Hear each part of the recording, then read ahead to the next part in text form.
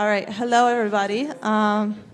Sorry about the little delay we had, but we're all here now and very excited to show you what we've been working on this last semester. So I want to officially welcome you to our second semester consulting project and event.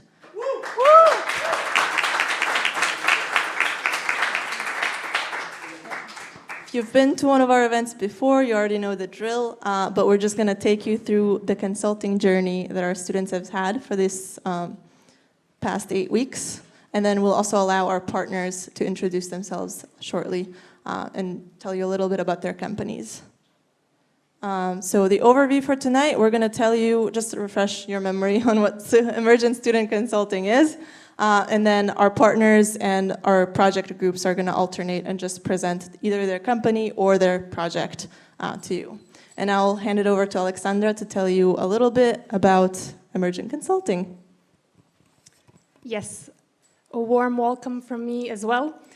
This edition of CPN event is a particular milestone for Anya and me because we're graduating and leaving Emergent this year, so it's the last time for us to be on this side of the audience. We're really excited to be in your roles next semester. So for one last time, let me tell you what it is that we do in Emergent Consulting projects. We have 3 main stakeholders, namely our students, clients, and partners. And in the middle, there is Emergent, connecting them all. So we have small groups of students working on a data science-related project for one of our client companies. And along their consulting journey, they are supported by the expertise of our partners. And how it is that we do this? Well, we have groups of 5 to 6 students working on a project for 8 weeks, working approximately 1 day per week, and having weekly or bi-weekly meetings with our clients and partners. And on top of that, our partners provide them with a workshop to even further elevate their data science skill set. So without further ado, I want to wish a warm welcome to our first partner of the night, Bright Wolves. Bright Wolves has been with Emergent ever since the beginning of our consulting project, and they have been of indispensable help to our student consultants. So I'm going to give the word to you guys and to tell us what it is that you do. So, hi everyone. So we are very proud to be partners of Emergent. I think it's a very special student organization. It's quite unique in the Belgian landscape. So I think you should all be proud of being here to have the opportunity to learn about data science and consulting. So we'll give a little brief introduction about Bright Wolves, but don't hesitate after the session if you're interested to come talk to us and to ask questions if you have any. So Bright Wolves is a management consulting company that already exists since 5 years. We are approximately 50 consultants, and we have 3 areas of expertise, being business, sustainability, and digit. So digit is everything related to digital and data. Hopefully that's what you guys are interested in. And then we also launched 2 spin-offs. So we have Digit Mint, which is basically a startup that's launching a software onto the sustainability reporting sphere. And then we also launched a new office in Cape Town, South Africa, in September of last year. It's actually going pretty well. We already have a team of 10 consultants there. So yeah, our offering is in 3 pillars, and the digit one we divided a bit into digital, data, and advanced analytics.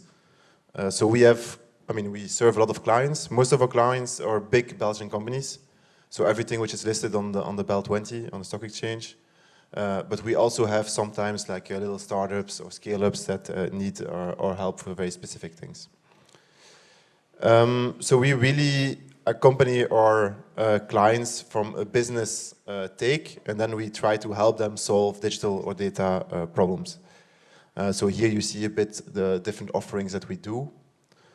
And here we have a few examples. Actually, I think I worked on a few on them. So, for example, during COVID, I developed a COVID-19 contact and tracing dashboard for the government. It was one of my coolest projects ever since.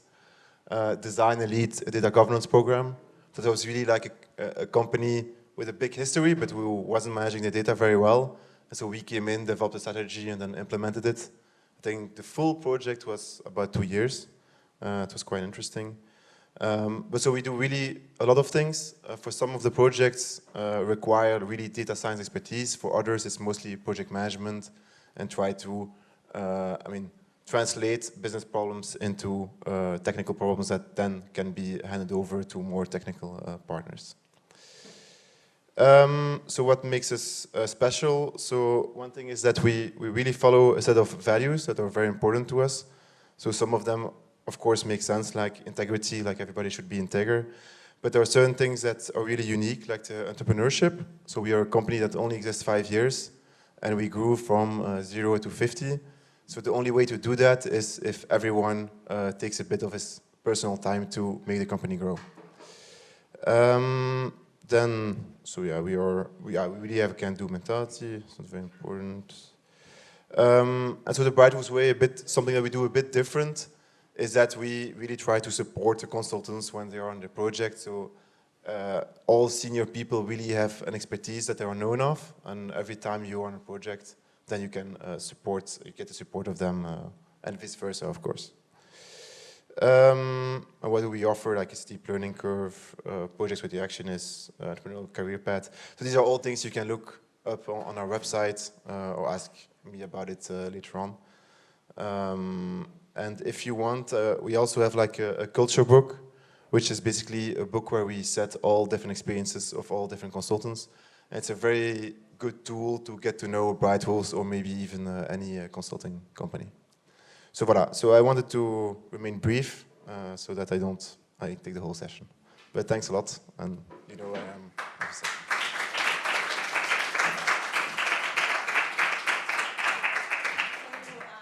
down. We just have a little small bits of appreciation to all of our partners. As well. Thank you.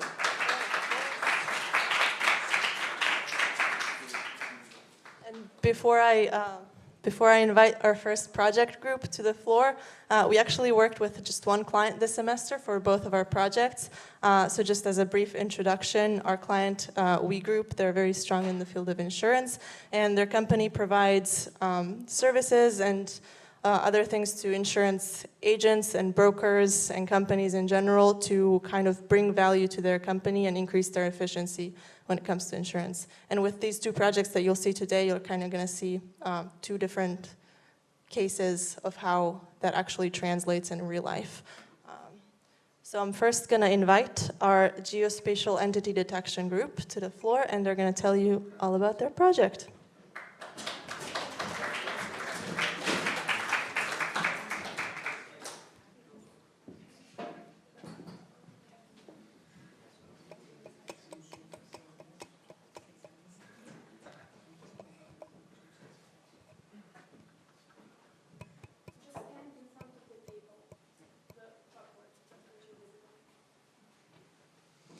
Okay, hello everyone. My name is Abel, and I was the project lead, Emergent project lead for one of the two projects this semester. It was titled Geospatial Entity Detection for Home Insurance. In the next 10 to 15 minutes, we'll talk about what we did in the past 8 weeks. Give an introduction on the project, an overview, how we tackled the problem, and then a conclusion with a few next steps. So this is the team. We have a few different backgrounds, some business engineering information systems. Then Leo is a master of advanced AI, and Anya is a master of statistics, so a very diverse group. Okay, you want to buy your first home. You're very excited, of course. But you realize in order to buy a home, you need insurance. And it's a bit of a bummer because this takes a lot of time, apparently. You have to fill in surveys, lengthy surveys with a bunch of hefty requirements. And this is where We Group comes in. They want to reduce the time it takes to get to an insurance quote. Essentially what they want to do is write a function that takes an address of the home you want to insure, and then using this address to get retrieve a satellite image through whatever method, API, Google Maps API, OpenStreetMap, And then what the output looks like using models, algorithms.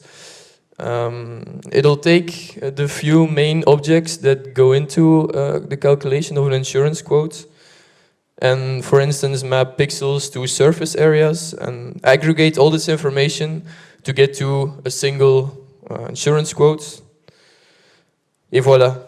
This is what they intend with this project. This is what the full pipeline would look like. So after retrieving the satellite, you extract the relevant features and information. Sometimes you have to make necessary manual adjustments because not every satellite image is very sharp. You have to then make some manual adjustments. Sometimes it's a little blurry. That's fine. And then the last step is giving, of course, an accurate home insurance quote, as we just seen. And the middle part is actually where we spent our 8 weeks extracting the relevant features and information. This is how we divided our project in three. We had 5 people.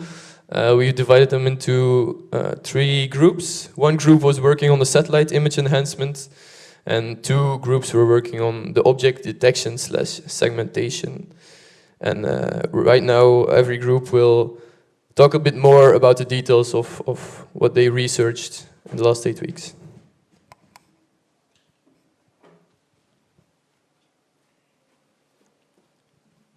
In this part, we use real ESR game model for image enhancement, and the model is made up of 2 main parts, the generator and the discriminator.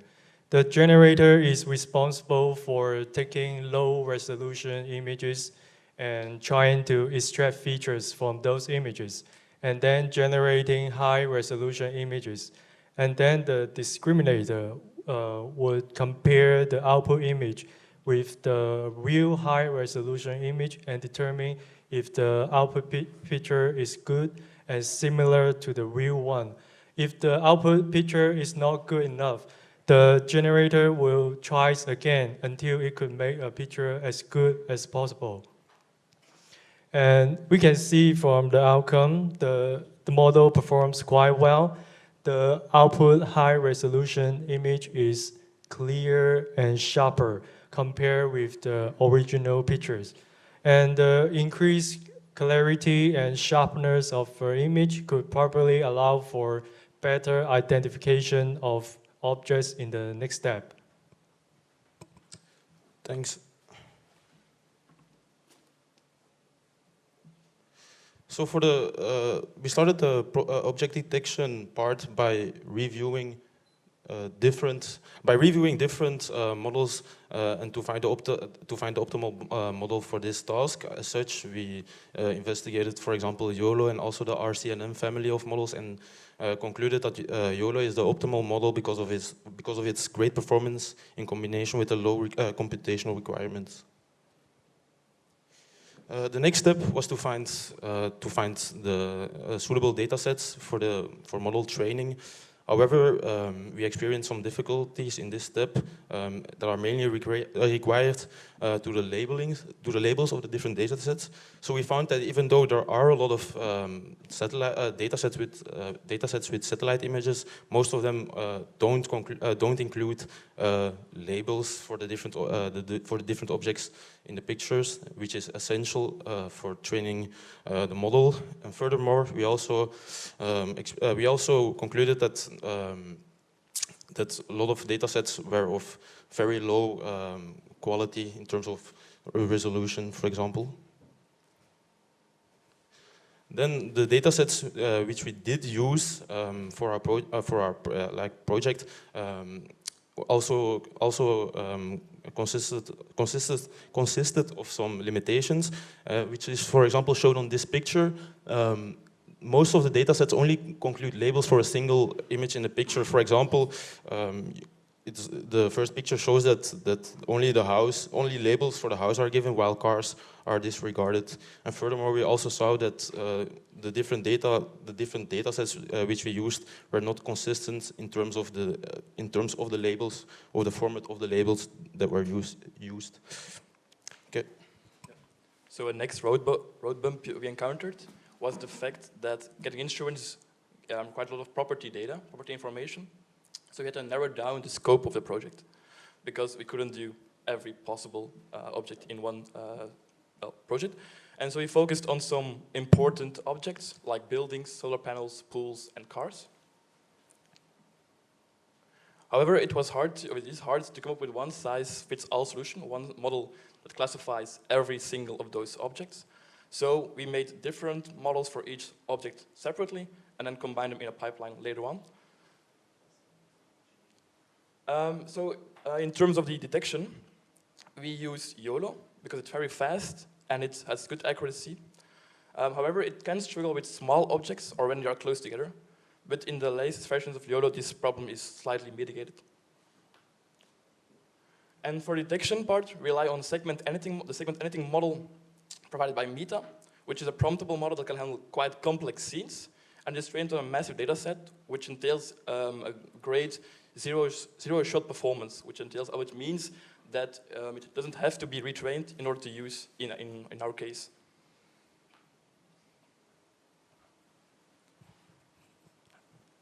Hi, so I'm Jerry, and now I'll take you walk through the rest of the solution. So we've seen the models, and we've seen how we enhance the pixels. Now we're going to propose our solution. So first, the most important task was actually not to build fancy models, but to find label data sets, because a good model is nothing if you don't have good data and good labels.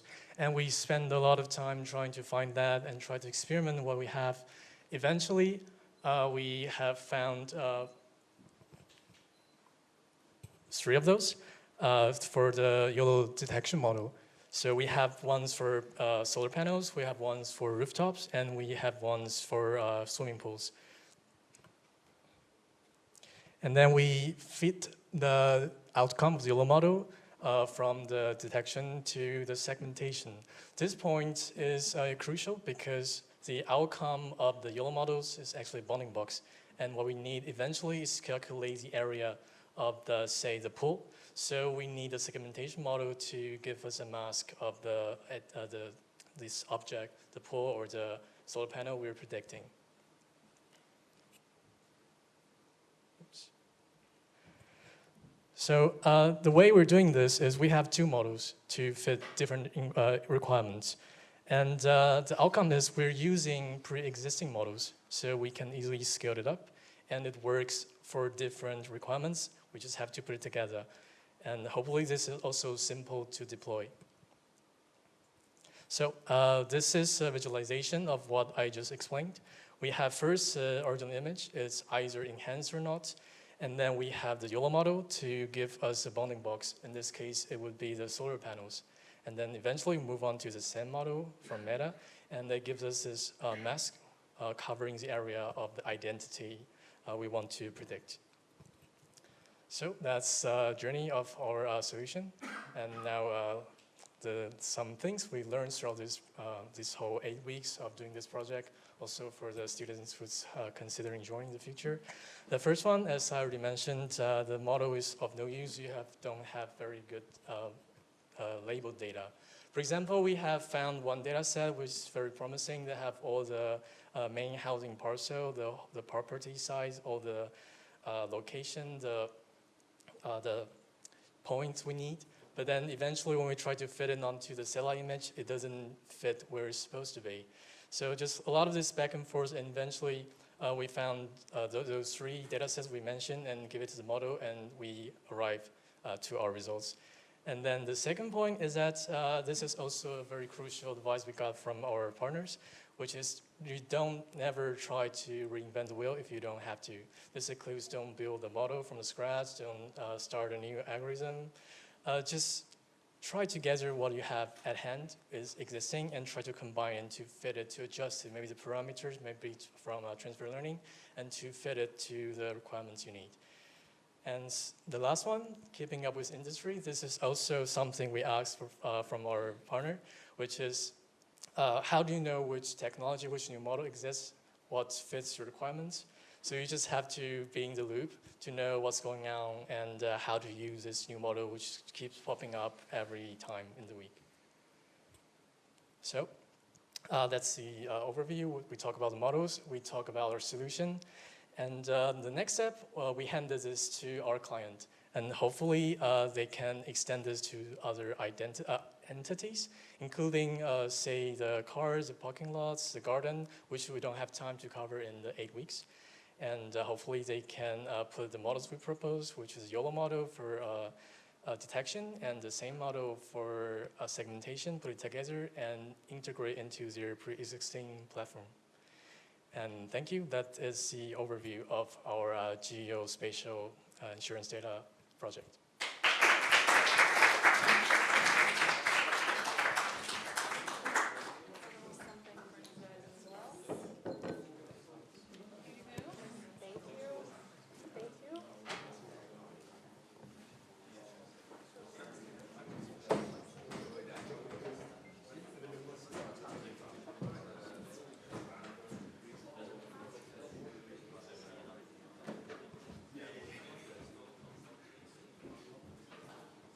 Our last partner for the night is Mobius. I have personally worked with Mobius both this and the last semester, and they have been an Emergent's long-term partner, and we've really liked having you guys on our consulting projects. So please, Emma, take it from here. Thank you.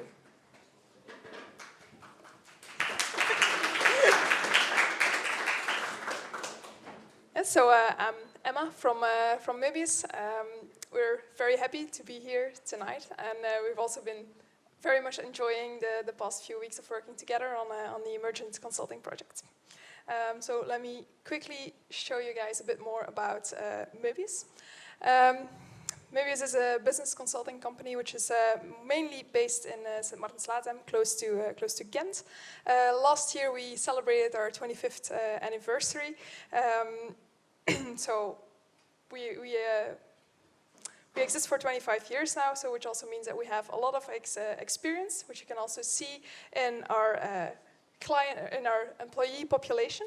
So we have 110, 120 consultants, and about half of them are senior consultants.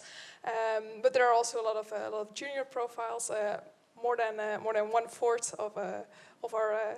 of our employees are junior consultants, and we're also looking to extend that part of the company as well. So if you're interested, feel free to contact me or Olivier or our HR departments.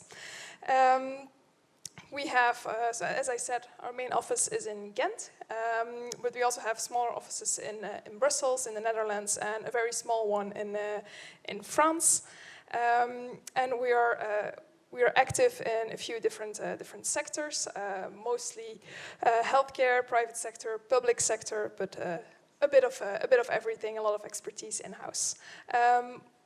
We're also very happy to show the number on the slide that we have. That our clients on average give us an 8 out of 10 satisfaction score. So that's something that we're very proud of, and we want to maintain in the future. And even 40% of our clients gives us a 9 or even a 10 out of 10. So it's something to be proud of. So as I said, we have a lot of fields of expertise, and our clients are also very diverse.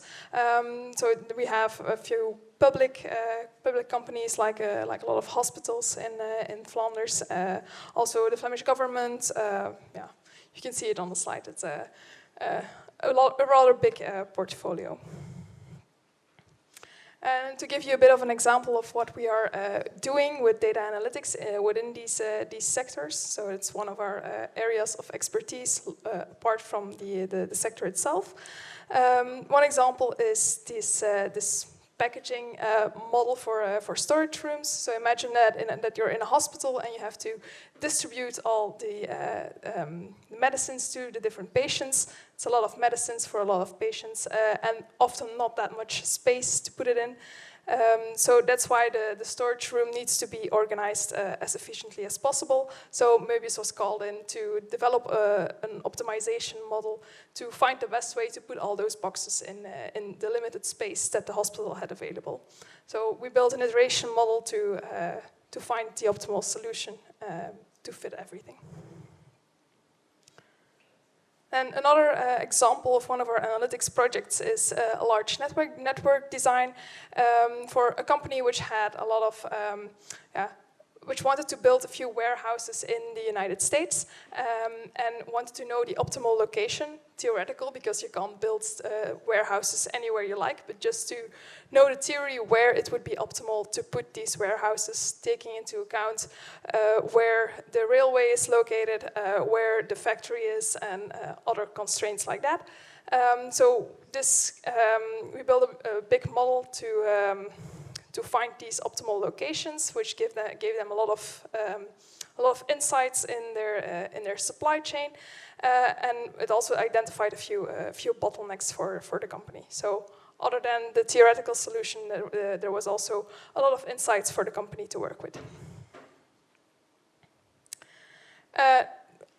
Other than just a consulting company, we're also just a very fun company to work at. We have a ski trip. We went to the Beekse Bergen to celebrate our 25th anniversary, where you can see like the huge animals licking the front window of the car, which was really fun. And we also have a lot of parties and nice group atmosphere. So just to say that it's fun to work at Mobius. When choosing our colleagues and our employees, there are 4 values that we think are very important. The first one is shoulder to shoulder. We want to work together with our clients and with our colleagues, and we really want to collaborate with them, and not just that we deliver a pre-made solution to them, but that we really work together in finding the optimal solution. We also think it's important to have guts as a consultant, that you're creative, that you really want to undertake things to bring the solution to a higher level. Then also you have perseverance, that you go until the end and deliver the project with touchdown. So these are our values, and if you feel like you have those values, feel free to contact us.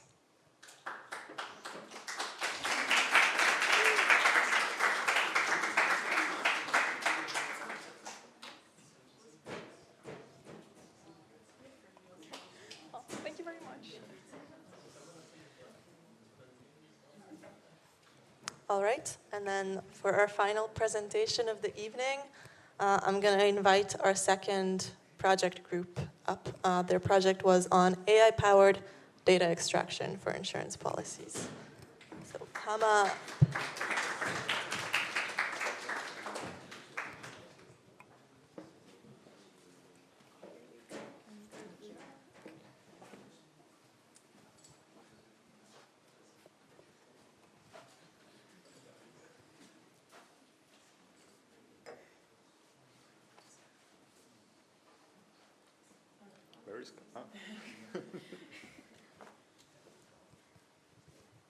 Okay. Good evening, everybody. We will introduce our project by telling you a short story. So in this picture, you can see our lovely team having fun on a team-building activity. This way, we learn to know each other in a different way, and we are having a great time. Everything was going great until a big storm hit the city of Leuven. When the party was over in the early hours, we came to the unpleasant surprise that all our cars were destroyed. But luckily, we all have great insurance, so the only thing we had to do was fill in the documents and hand them over to the insurance company. But the insurance company had a lot of work handling with all these different types of documents, so that was just a little bit too much for them, which is why they called in We Group. We Group had a great idea. They thought it would be very nice and easy if there was a program that automatically extracts policy information from insurance documents. And that's where our team comes into the game, into the picture. We Group asked us if we could help them develop that idea. In what follows, we will explain to you how we transformed this idea into a great opportunity. So we will start by quickly introducing the team, then we will define the problem that we worked on during these 8 weeks in a little more detail. We will also explain the methodology we applied, and then to finish we will share with you the main lessons that we have learned. So this is our team. We have Alexandra, who was our lovely project lead. Then we have Arsen, Kaan, Kachatur, Mariam, and myself as the 5 consultants of this project. Now I will pass the mic to Kaan, who will define the problem in a little more detail. Thank you, Maria. So before we wrap up this project, I think the problem definition, knowing it, is important.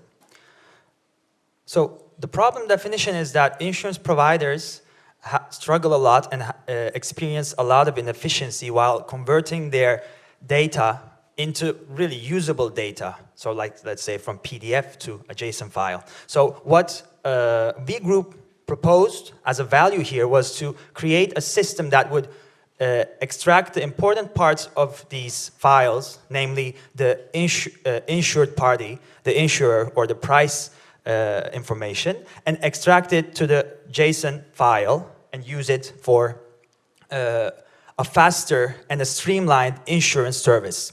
As Maria explained, insurance services are very important, even though we don't realize it during our daily life. And this would not only create value for the insurance providers, but it would also create a value for all the society. While we were discussing on how we could develop such a system, we first of all wanted to understand what the customer wanted. So we clearly delineated the model constraints. First, it had to be open source because flexibility was important, especially in a time where everything changed so rapidly. Secondly, language agnosticism, if that's a word. Agnosticism is important because this company could evolve further. There could be people that use other languages within this country. The third is it should have a commercial license because the underlying intentions of our customer was to use it in a commercial activity. And finally, the data confidentiality, as we all know, is very important. The GDPR is one of, probably, it's the toughest regulation out there, and we have to adhere and comply to this regulation. And also, despite all the regulations, I don't think anyone would want to see their information, confidential information, in the ChatGPT responses. Neither did Samsung. So that's important. Now I'd like to finally talk about the methodology of how we approached to this. We thought of 3 approaches to, in a way, comprehensively, but you could say extensively because it's hard to really try everything. We just clustered everything we could to see the best option and provide the optimal solution in a way. The first one was the naive approach. The second was the old school approach. And the third one was a state-of-the-art approach. I'm not going to explain them further, and I'm going to leave the stage to my colleague Kachatur to explain the details of the naive approach. 1, 2, 3. Okay, thanks, Kaan. So let's change the. Hello. Oh, okay. So yeah, thanks, Kaan. I'm gonna criticize some stuff now. Something I really like doing as a KU Leuven student. So, well, here you can see the workflow of what we call a naive approach, and 2 main steps were involved.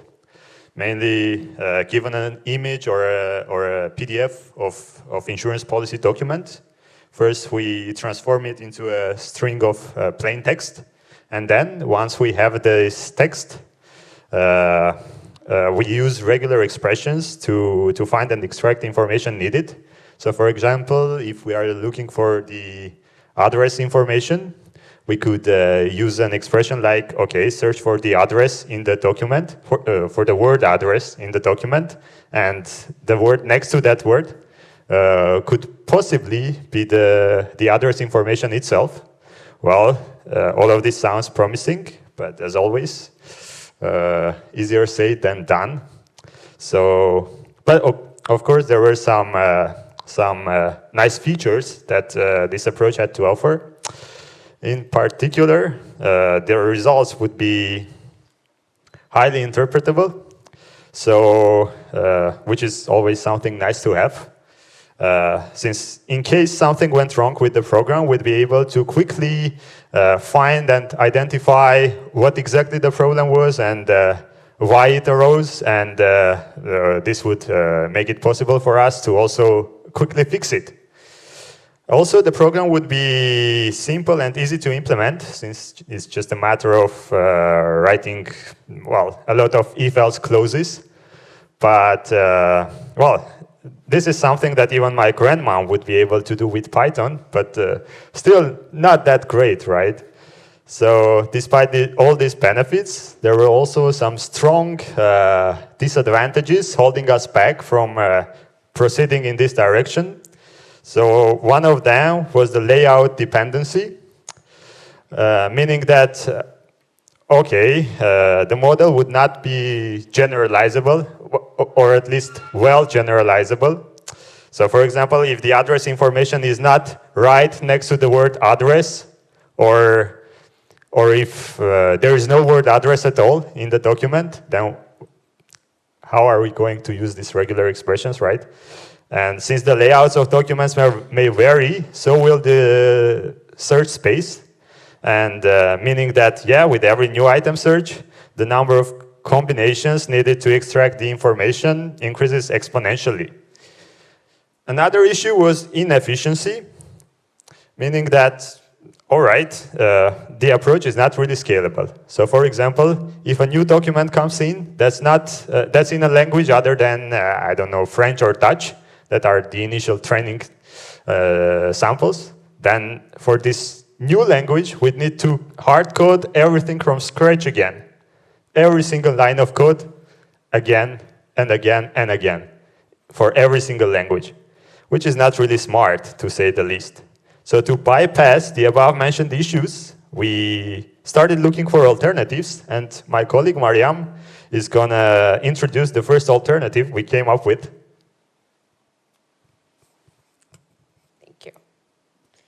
Yes, so as Kachatour mentioned, the naive approach is quite limited in its capacity.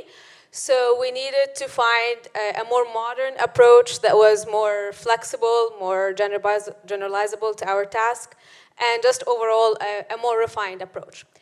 And so we opted for a transformer-based approach. And here we used two models, LILT and Roberta. And LILT stands for Language Independent Layout Transformer. And essentially, this is a transformer model that is uniquely designed to understand and learn the layout of documents. So it makes it perfect for a task like ours where you want to extract information from PDFs. And so what we do is that we would train this LILT model on a labeled data set of documents. And then we go to the next stage of fine-tuning it to the specific language that we wanted to. So it could be Dutch, French, Spanish, whatever. And we do that by stitching it to a different model like Roberta, which is basically a language model that's already been pre-trained on the language that you want. And after you do all this, you have a model ready to go. You can use it to extract whatever information that you like, and use that output in a JSON format or whatever you like. So the obvious positive of that approach is that this model is designed to learn layouts. So basically, we can fine-tune it to extract whatever class that we want, mixing it very well aligned to our task. And it doesn't just use text information, it also uses image information. So it essentially uses the entire document as the data. So it can learn certain intricacies that other models that are just trained in text would not be able to understand and find. But unfortunately, the big con with such an approach is that it requires a lot of manual labor, and it needs a lot of training. We would have to label our own data set from scratch, and that takes a lot of time, and it takes a lot of energy, and given the constraints, it just did not really seem like a realistic thing to do. And also, it's not completely language agnostic, in the sense that you would have to fine-tune it to every language that we want to. And so in the future, if Free Group decides to use a document in a different language, they would have to re-fine-tune the entire model. and that's more work for them, and we don't really want that. We want to save their energy. So yeah, while this approach seemed very, very promising initially, we realized that we still need an approach that is a bit more advanced, a bit more refined, and something that is even more general. And I will leave it to Arsen to introduce our state-of-the-art approach. Yes, thank you, Mariam. So, in the meantime, some great things were happening in the field of AI in general, and we group couldn't not notice that. In particular, the rapid, almost exponential development of large language models, and with the support and great ideas from V Group, we decided to dive deeper into that. And of course, everyone probably used already ChatGPT. We also tried that. And while it was great for our task, actually, and very, let's say, straightforward and easy to use, it had some problems. And the problem mainly is that it doesn't really fulfill all the constraints we had, as was explained before. And therefore, as you know, the most large language models are kind of developed and maintained, trained by the big tech or, let's say, government-funded institutions, which are kind of restrict the commercial use of these models. And therefore, it was a bit struggle to find a suitable model which we can use. But luckily for us, there was a big group of scientists who kind of trained, developed, and shared with everyone a nice model, which is Bloom, which we actually used in our case. And here I will try to quickly give you a very brief and high-level overview of the process we thought of. Actually, it's surprisingly that even out-of-the-box model, it actually performs quite well. Even like we tried, it's multi-language model, but actually it doesn't support, for example, Dutch, but it could actually generate text in Dutch if given examples. And for example, it could, one of the derivatives of the Bloom model could even do some zero-shot predictions, which is without any examples, for example. And it is nice, so it gave us like a boost in confidence that this should work if we approach it, like if we do it properly.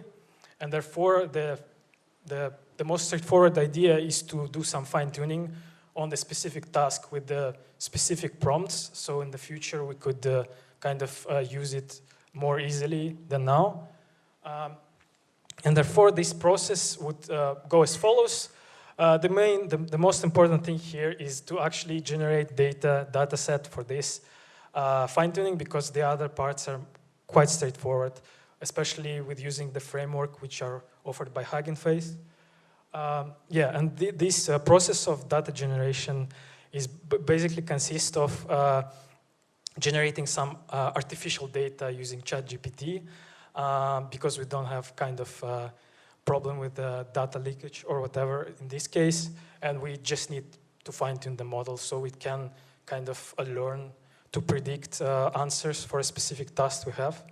And this specific task will be basically providing a raw string of the, let's say, document on which we performed OCR, and then asking to provide the output in a specific format, and then it gives us the output in a specific format, in this case in like JSON format. And therefore, if we do this fine-tuning, which requires quite some hardware still, but still, if we do it, we can basically use it locally and privately on confidential data later to as an input for whatever we do behind the curtains with the Bloom model, and to provide the user with the output in a suitable format. Therefore, you could kind of give a kind of overview of what will happen is that the user gives a PDF, some things happening behind the curtains, depending on hardware you use as well, and then you get the user get this output in the suitable format. But of course, each approach has its advantages, disadvantages. For our case in this project, probably the most important one was that we needed to fulfill all the constraints on the data confidentiality and etc. And this model actually does that. This approach actually does that. And also it's kind of straightforward to use because it encapsulates a lot of logic even for as a developer. Also, this model is constantly improving. It's implemented in a Hugging Face framework, so it's very easy to, if you don't like it, change to another model, try it, etc. And if it's if it's being trained more, then they will update it. But as I said about fine-tuning, the problem here is that it will require quite some hardware, but also the data set, which will take some time and effort. And talking about hardware, yes, that it's not only for fine-tuning, but also for inference. So probably you could run it technically on your PC if you have, let's say, GPU, but probably you will have much less parameters and the capability will be much lower. And then the question is like, why even use it? But all in all, we decided to use this approach, and as it mainly fulfills all the constraints. And after all, to conclude, Maria will give some information about the lessons learned.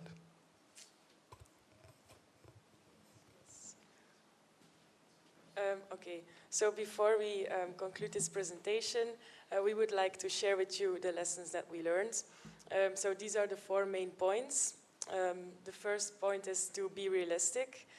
We think it's very important to be realistic as a consultant, to be realistic on your workloads as well as on the quality and the future potential of the final solution. For example, we used large language model, but this is not a one-fit-all solution. Maybe the simple approach would also have worked, we don't know that. But large language models also come with a lot of limitations, for example, data confidentiality. A second lesson that we take away from this project is to always have a clear pipeline in your head and to be able to abandon an approach when you have to. This is a very rapidly evolving field, so it's important to always keep your head up and be ready to implement new models. For WeGroup and probably for a lot of other companies, it's very important to keep your data confidential. And to finish, I think I speak for everyone if I say that communication is the basis of a successful project. And a lesson that we took away from that is that it's important to have a proof of concept as soon as possible. So this was our presentation. Thank you for listening. I hope you enjoyed it.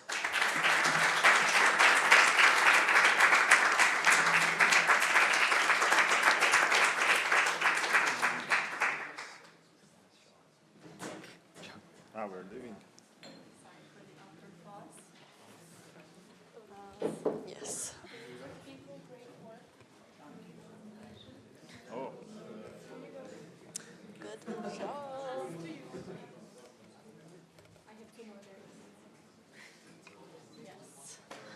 One final thank you to our clients from WeGroup.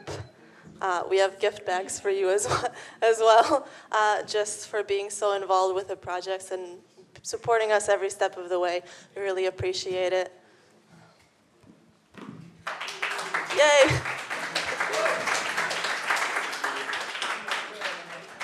All right. I want to also give a final thank you to this wonderful team that has been by my side this whole semester. One big round of applause for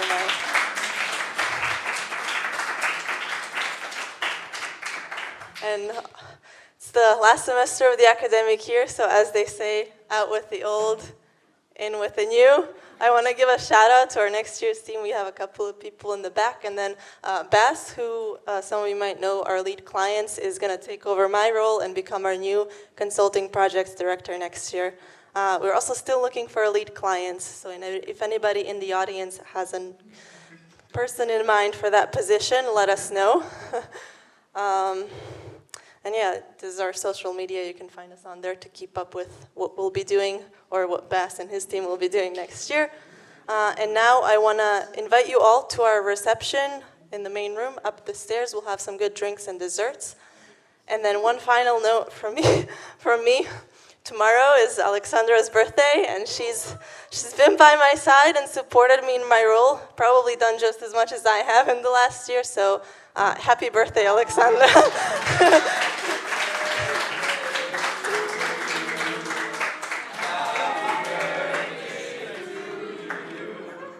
Happy birthday, dear Alexandra.